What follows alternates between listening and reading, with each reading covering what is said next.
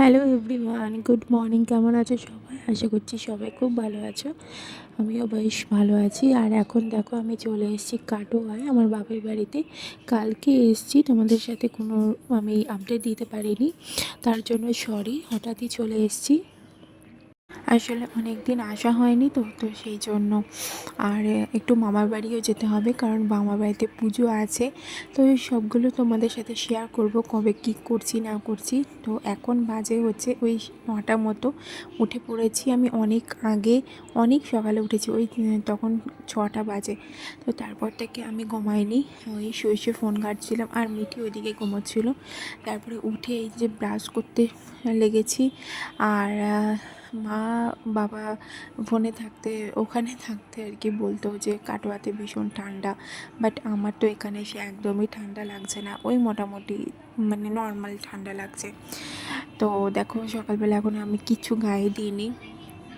আর এদিকে মিঠিও উঠে পড়েছে, ওকে মা ব্রাশ করিয়ে দেবে, আর আমি এদিকে ব্রাশ করছি। মানে মা আমার সাথে থাকলে এখানে বা আমার শ্বশুরবাড়িতে যেখানেই থাকুক না কেন, মা আমার পাশে থাকা মানে মিঠির সমস্ত দায়িত্ব মায়ের, ঠিক আছে। আর এখানে না আমি মিঠির 2টো বোতল আমি রোদে দিয়ে দিয়েছি, কারণ ঠান্ডা তো, আর মিঠি তো এমনি নর্মাল জলই খায়, এখন আর ওকে ফিল্টার করে জল গরম করে জল খাওয়াতে হয় না। তো যেহেতু ঠান্ডা ঠান্ডা জলগুলো খাচ্ছে, তাই জন্য জলটাকে একটু রোদে দিয়ে দিয়েছি। তো তারপরে চাটা খেয়ে মিটিকে ব্রেকফাস্ট করিয়ে আমি এখানে ব্রেকফাস্ট করছি। আজকে খাচ্ছি হচ্ছে ওই আলু ভাজা। মা একটু আলু ভাজা করে দিল, মানে অনেক দিন এই রোদে বসে বসে আলু ভাজা দিয়ে মুড়ি খেতে খুব ইচ্ছে করছিল। তো ব্রেকফাস্ট করার পরে এখানে আমি বসে পড়েছি মিটিকে তেল মাখাতে। আর আমাদের এই জানলাটা দিয়ে প্রচুর রোদ আসে, তো আমি তো এখানে আসলে শীতকালে এই জানলাটার কাছেই বসে থাকি, মিটিকেও বসিয়ে রাখি। আসলে আমি বাড়িতে সেরকম রোদ পাই, বাট রোদ নেওয়ার আমার টাইম হয়ে ওঠে না। তো এই হচ্ছে ব্যাপার। তো মিটিকে তেল মাখাবো, আমি যেহেতু ভিডিও করছি তাই ওর জামাটা এখনও খোলেনি, কারণ অনেক আগে একবার মিঠিকে স্নান করার একটা ভিডিও আমি পোস্ট করেছিলাম, তো তার জন্য ইউটিউব থেকে আমাকে ভিডিওটা ডিলিট করে দিয়েছিল। আর মিঠিকে আমি মাথায় কী তেল দিচ্ছি বলো তো, ওকে অলিভ অয়েল দিচ্ছি, গায়েও আমি ওকে অলিভ অয়েল মাখাই, বাট অনেকটা শেষ হয়ে গেছে, হবে না বলে আমি সর্ষের তেল মাখিয়ে দিচ্ছি। আর সর্ষের তেল মাখালেও ওর কোনো একটা প্রবলেম হয় না, শ্যুট করে যায়। তারপরে ওকে স্নান টান করিয়ে আমার ফোন আসলো, একটা পার্সেল নেওয়ার ছিল। আসলে মিঠির ডাইপার অর্ডার করা হয়েছিল, আর তেল অর্ডার করা হয়েছিল, বললাম মিঠির তেলটা শেষ হয়ে আসছে, তো সেটাই আর কি অর্ডার করা ছিল। তো দিয়ে গেল শুধুমাত্র ডাইপারটা, তেলটা আজকে দেয়নি।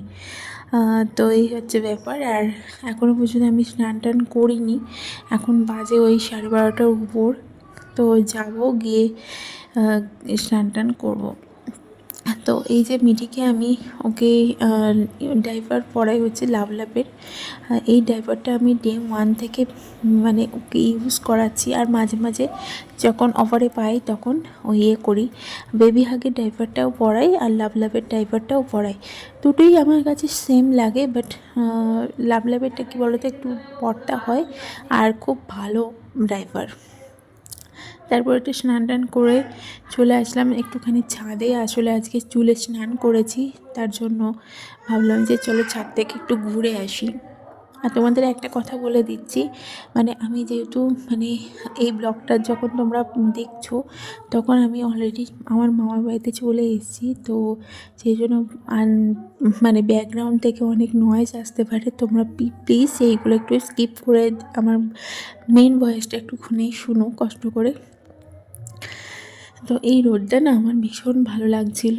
আসলে অনেক দিন ছাদে আসা হয়নি, বাবার বাড়িতে আসা হয়নি, আজকে ছাদে উঠে বেশ ভালো লাগছিল। তারপরে দেখো এখন রাত হয়ে গেছে, এখন বাজে 9:30টার উপর। আর আজকে বাবার মিলে ভোগ খাওয়ানো হয়েছিল, মহাদেবের মৎস্য খাওয়ানো হয়েছিল, তো সেখান থেকে বাবাকে বলেছিলাম যে আমার জন্য রাতেরবেলায় খিচুড়ি ভোগ নিয়ে আসবে। তো সেটাই বাবা নিয়ে এসেছিলো কোটো করে, একটু ওই 5 পিসের সবজি, মানে ওই ছাঁচড়া টাইপের একটা সবজি, খিচুড়ি আর হচ্ছে টক। এটা আজকে আমি আর মা ডিনারে খাবো। আমার তো ভীষণ খেতে ইচ্ছে করছে। আর এই সময় মানে কী বলো তো, মানে মিঠি টাইমেও এই সেম জিনিসটা হতো। ঠাকুরের প্রসাদ খেতে আমার ভীষণ ভালো লাগতো। তো চলো আমরা খেয়ে নিই। আর তোমরা জানিও আজকে ব্লগটা